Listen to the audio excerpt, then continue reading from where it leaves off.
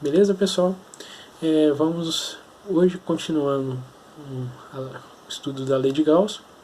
Na última aula a gente viu como é que chegava na expressão da lei de Gauss integral e diferencial. A gente viu também que a lei de Gauss ela é sempre válida. Porém, vamos ver nos exemplos que ela é interessante para a gente em alguns casos muito específicos. Então, apesar da lei de Gauss, que a gente viu, que ela é sempre ser válida, a gente não vai conseguir usar ela sempre. Beleza? Então vamos para o primeiro exemplo, que é a esfera uniformemente carregada R, de raio R. Bom, então você pega uma esfera e distribui uma carga de forma bem uniforme nela, toda, certo? O que vai acontecer? Como essa carga foi distribuída de forma uniforme, se eu pegar cada pedacinho dessa esfera carregada, eu vou ter um ρ constante.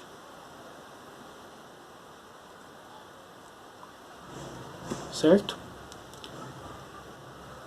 Eu vou ter um ρ constante. Aí que eu tenho o seguinte: se o ρ é constante, e a gente viu na expressão integral que o campo elétrico ele depende do ρ e depende de R, então para certo caso, se eu pegar uma mesma distância da onde que eu estou calculando a carga, esse campo elétrico vai ser em módulo, ele é constante. Por que eu estou querendo achar um campo elétrico, uma região no espaço onde qualquer ponto esse campo elétrico seja constante, uma superfície, certo? Uma superfície no espaço, certo? Que engloba essas cargas e que o campo elétrico seja constante. Bom, integral por conta disso aqui. Na lei de Gauss, o campo elétrico ele aparece dentro de uma integral, ou seja, eu teria que conhecer como é esse campo elétrico, qual que é essa função campo elétrico. Bom, eu não conheço, esse é o meu objetivo, conhecê-la, descobrir. Então, vou fazer o quê? Só que a integral, a gente já sabe que quando tem algo constante dentro dela, pode sair, certo? Então, por isso é o meu objetivo descobrir uma superfície que me gere, certo? Um campo elétrico, um E constante, beleza? O que o ρ constante me ajuda? Ele ajuda nisso, porque se ele é constante, eu já sei que o campo elétrico ele não vai depender, ele depende do ρ, mas ele não varia pelo ρ, certo? Ele pode variar pela distância, sim. Se eu pegar o campo elétrico aqui e pegar um campo elétrico aqui, ele vai ter um módulo diferente. Porém, ó, a carga está aqui, certo? A carga está distribuída aqui. Então, se eu pegar a mesma distância, esses campos elétricos que eu estou calculando nesses pontos, em módulo eles são iguais. Que superfície me gera em torno dessa esfera que esses pontos têm a mesma distância? Uma esfera também. Uma esfera que englobe toda a outra esfera, que eu estou fazendo em verde aqui, que englobe toda a outra esfera. Nessa esfera, qualquer ponto dela, o campo elétrico, o módulo de E, é constante. Certo? O módulo de E é constante. Bom, então,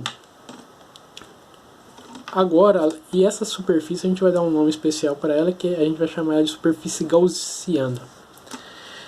Além disso, eu tenho que, então agora eu já sei, ó, o campo elétrico eu sei que ele depende da distância. Porém, nessa superfície ele não varia. Beleza? Nessa superfície gaussiana ele não varia. Então, o campo elétrico eu sei tudo bem, ele ainda é uma função da distância, beleza? Ele é um E na direção R chapéu, certo? Ele vai pelas linhas de campo, eu sei que ele está na direção radial, beleza? Então, agora também vou definir um vetor infinitesimal, um elemento de área, certo? dA, de tal forma que ele também esteja na direção radial. Por quê? Porque ele é muito interessante estar na direção radial. Se eu pegar um vetor dA, que ele é um dA R chapéu, certo? Lembre que eu tenho que fazer o produto escalar de EDA. Quando eu faço E R chapéu escalar dA R chapéu escalar R chapéu é 1. Então me sobra só o EDA. Então vamos começar a resolver. Então vou ter integral fechada, essa superfície gaussiana bem escolhida, dA, beleza? Por quê? Porque a expressão para o campo elétrico é uma coisa assim, e a expressão para o elemento de área é uma coisa assim. Ainda eu não conheço E nem dA. Porém, lembre-se, eu estou fazendo integral na superfície gaussiana. Vou até colocar uma superfície S aqui, eu vou chamar isso aqui de superfície S. Eu estou fazendo a integral na superfície S fechada. Nessa superfície S fechada específica, o E é constante, então ele pode sair da integral. E aí eu vou ficar com a integral na superfície de apenas dA. Beleza? E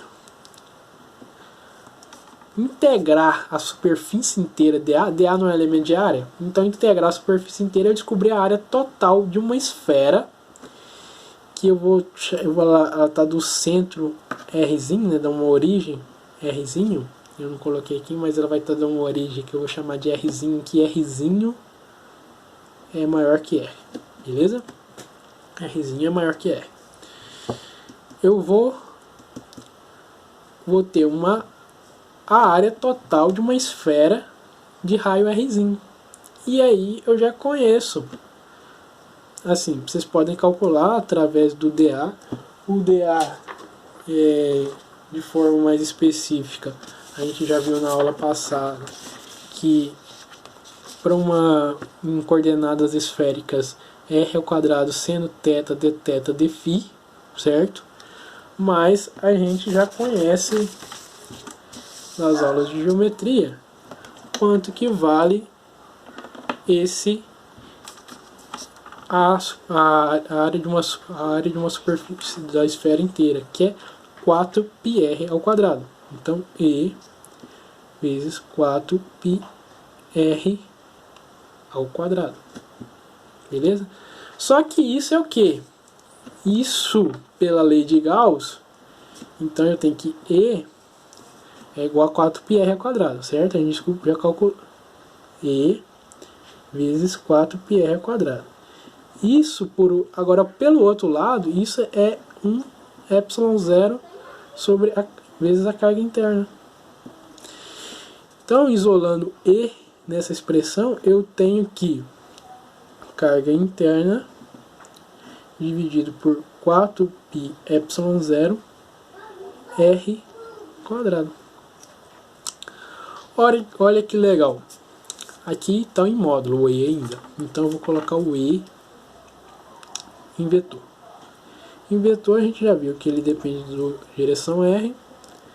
Carga interna sobre 4πε0 R quadrado na direção R chapéu. Que coisa interessante. O campo elétrico, o módulo do campo elétrico para uma esfera carregada de forma uniforme é exatamente o campo elétrico de uma carga pontual. Imagine que essa carga interna é a carga distribuída em toda a esfera, não a superfície gaussiana, a esfera de raio Rzão. Beleza?